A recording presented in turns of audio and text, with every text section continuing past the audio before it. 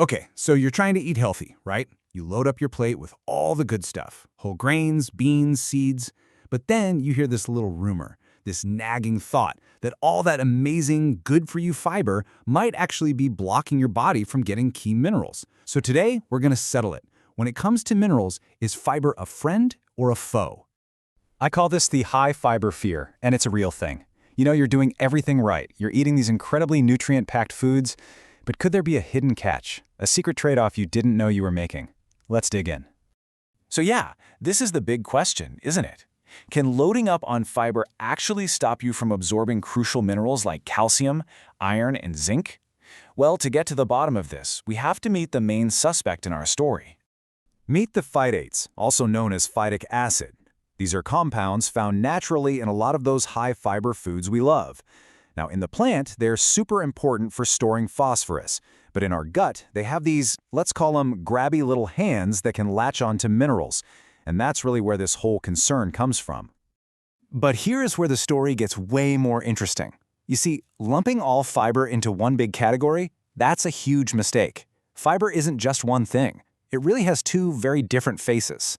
And this is the critical difference. On one side, you've got insoluble fiber. That's the one that often brings those phytates to the party. But then you have soluble fiber. This stuff is amazing. It gets fermented by your gut bacteria, and in the process, it actually creates an environment that helps you absorb more minerals. So get this, one type might slightly hinder absorption, but the other one is actively helping you out.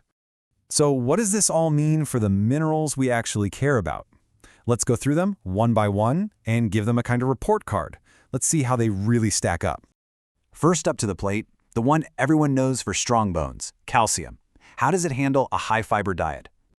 Well, the news for calcium is actually fantastic. Study after study shows that high-fiber diets really don't mess with your overall calcium levels. And even better, remember that awesome soluble fiber? It can actually give your calcium absorption a real boost. So for calcium, the verdict is in. Fiber is definitely a friend.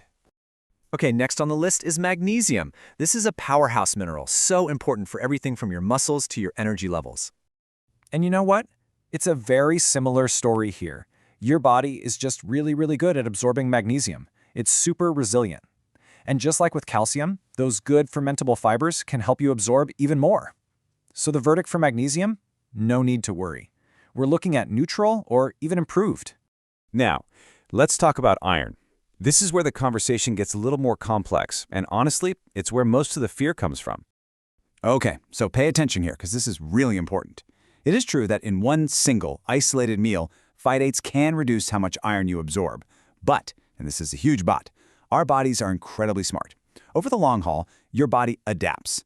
Studies show that people on long-term, high-fiber diets have no major difference in their iron levels. The real game changers for iron are how much you're getting in total, and, this is key, pairing it with vitamin C. And finally, we have zinc. Now, of all the minerals we're talking about today, this is the one that's the most sensitive to those phytates. So look, we have to be straight with you here. Zinc absorption does take a hit from phytates, but the most important word on this slide is manageable. You are absolutely not doomed to be deficient, you just need to be a little smarter about it. And lucky for you, we're going to talk about exactly how to do that. Which brings us to my favorite part, the practical, what you can actually do about it part. Because knowing the science is great, but knowing how to use it is power. So how do you make sure you're getting every last drop of mineral goodness from your food? And the great news is, the solutions are actually super simple, and they're probably things your grandparents were already doing.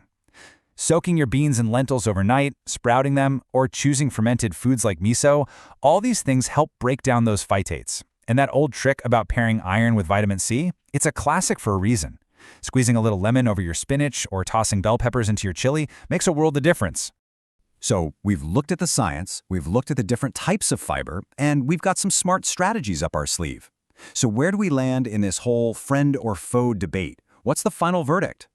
At the end of the day, it's this. The mountain of benefits you get from high-fiber foods, which, let's not forget, are already packed with minerals to begin with, far outweighs the tiny impact of phytates.